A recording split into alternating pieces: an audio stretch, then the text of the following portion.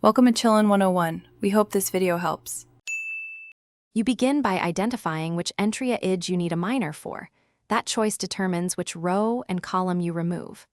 Once chosen, form the submatrix by deleting row I and column J directly from the original matrix. Make sure the submatrix has size 1 less in each dimension.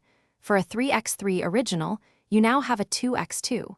Then prepare to compute the determinant of that submatrix, because that determinant is the minor. Keep your rows and columns aligned to avoid mix-ups.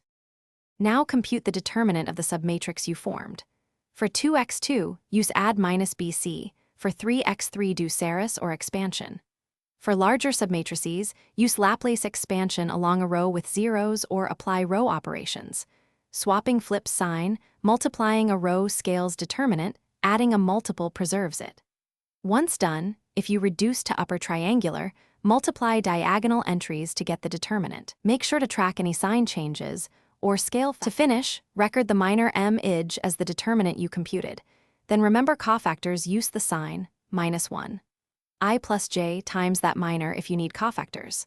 Once done, you can assemble minors or cofactors into an adjugate, or use them in Laplace expansions to get the full determinant. If results seem off, recompute a single minor using a different row expansion or direct 2x2 check. This quick cross-check often reveals sign or arithmetic slips. Thanks for watching. Consider subscribing if we helped you.